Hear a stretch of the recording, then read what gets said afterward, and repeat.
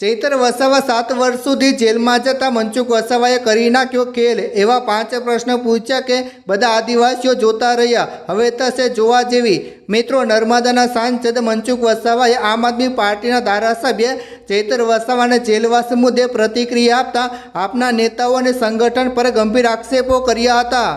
મનસુખ વસાવાએ જણાવ્યું હતું કે ચૈતર વસાવા સહિત અન્ય 9 લોકોને સજા થતાં દુઃખ થાય છે। આ કેસમાં નાની બાળકીને પણ સજા થઈ હોવાનું તેમણે દુઃખ વ્યક્ત કર્યું હતું। જોકે તેમણે આપના નેતાઓને સવાલ કર્યો હતો કે જ્યારે સમગ્ર મામલો કોર્ટમાં વિચારાધીન હતો અને કેસ ચાલી રહ્યો હતો ત્યારે ચૈતર વસાવા માટે સારા વકીલોની વ્યવસ્થા કેમ કરવામાં આવી ન હતી અને તેમની કાનૂની લડત અંગે ચિંતા કેમ કરવામાં આવી ન હતી। મનસુખ વસાવાએ આક્ષેપ કર્યો કે ચૈતર વસાવા મુશ્કેલીમાં હતા ત્યારે આમ આદમી પાર્ટી તેમની સાથે ઊભી રહી નહોતી અને હવે તેમને રાજકીય મોહરા તરીકે ઉપયોગ કરીને પાર્ટીને મજબૂત બનાવવાનો પ્રયાસ થઈ રહ્યો છે। તેમણે વધુમાં જણાવ્યું કે હવે દિલ્હીના નેતાઓ અને વકીલો કેસ લડવા માટે આગળ આવી રહ્યા છે, પરંતુ કેસની સુનાવણી દરમિયાન તેઓ કેમ સક્રિય ન હતા તે પ્રશ્ન પ્રજાના મનમાં થાય છે। તેમણે દાવો કર્યો કે આપ દ્વારા સમગ્ર ઘટનાને રાજકીય રંગ આપીને પ્રજાને ગેરમાર્ગે દોરવાનો પ્રયાસ થઈ રહ્યો છે।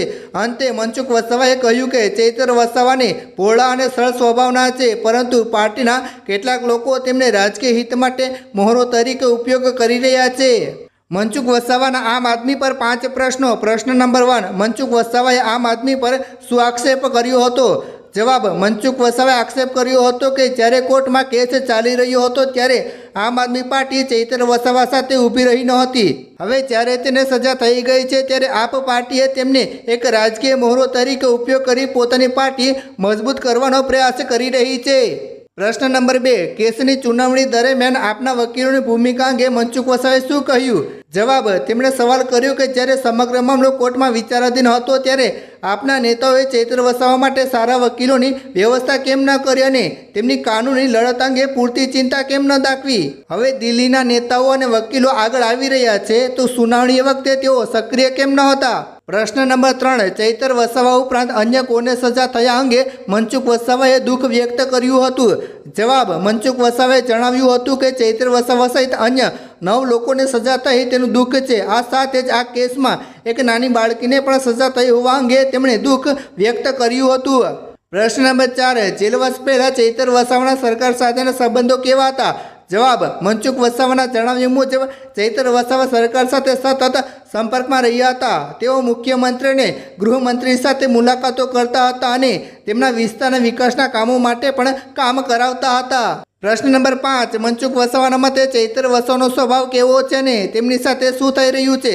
જવાબ: મનસુખ વસાવાએ ચૈતર વસાવાને એક ભોળા અને સરળ સ્વભાવના વ્યક્તિ ગણાવ્યા છે। તેમણે ઉમેર્યું છે કે આમ આદમી પાર્ટીના કેટલાક લોકો પોતાની રાજકીય હિત ખાતર આ સમગ્ર ઘટનાને રાજકીય રંગ આપીને પ્રજાને ગેરમાર્ગે દોરી રહ્યા છે। મિત્રો, તમે આ બાબતે શું કહેવા માંગો છો?